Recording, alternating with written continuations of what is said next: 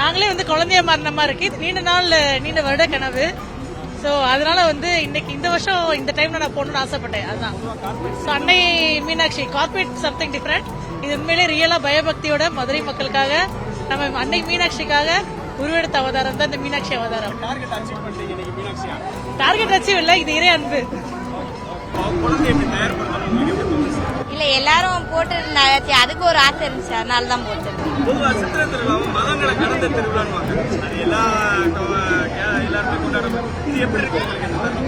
இது நல்லா இருக்கு. எல்லாமே ஒரே மக்கள் தான். முஸ்லிம் வேற இல்ல, எல்லாமே ஒரே மக்கள் தான். ஒற்றுமை தான் எப்பயுமே நாங்க இருப்போம். எல்லாருமே நல்லா தான் பாக்குறோம். எங்களுக்கு அந்த வேறுபாடுலாம் கிடையாது. நாங்க முஸ்லீம் தான், அதனால எல்லா மக்களுமே ஒண்ணுதான். மதுரையை பொறுத்த அளவுக்கு வேற இல்ல, எல்லாமே ஒண்ணுதான். மாசுதான். இதே மீனாட்சி திக்குவாசல் வரையில எல்லாருமே முஸ்லீம் தான் வரவேற்பாங்க.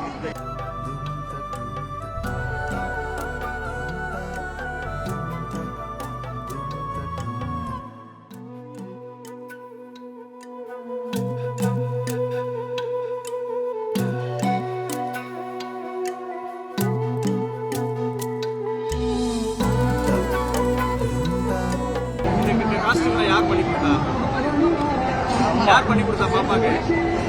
அம்மா போட்டுட்டாங்க சார். சரி, அம்மாக்கு இந்த காஸ்டியூம் கொடுத்துடலாமா? உங்களுக்கு ஹாப்பியா இருக்கா, கஷ்டமா இருக்கா இந்த காஸ்டியூம் போட்டது? ஹாப்பியா இருக்கா? பாப்பா எப்படி கோஆபரேட் பண்ணுச்சு? நல்லா கோஆபரேட் பண்ணாங்க. வீட்டுல என்ன சொல்லி கூப்பிட்டு வந்தீங்க? நல்லா சாமியை மனசுல நினைச்சு போட்டுருக்கோப்பா அப்படின்னு சொல்லி தான் கூட்டிட்டு. ஆமா.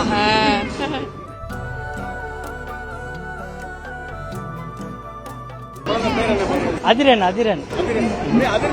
ஆமா, திருவிழாவை அதிர வைக்கிறேன். நாங்க நாங்கனாகுளம் ஐயர்பங்களா பக்கத்துல நாங்கனாகுளம். அதெல்லாம் நல்லா கோஆபரேட் பண்ண பாக்குறீங்களா? ஆமா.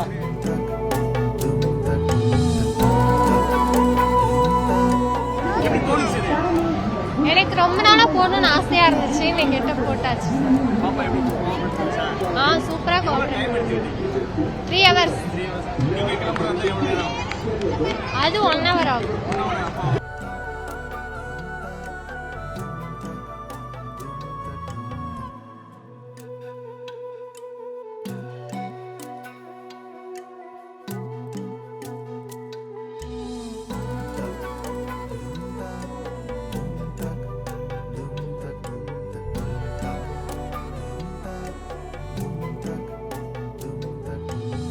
மதுரையோட அரசியா மீனாட்சி வந்ததுக்கு அப்புறம் இன்னைக்கு திக்விஜயா, நாளைக்கு திருக்கல்யாணம். எப்படி பாப்பா வந்த மாதிரி ஒவ்வொருத்தரையும் பார்க்கும்போது எப்படி இருக்கு?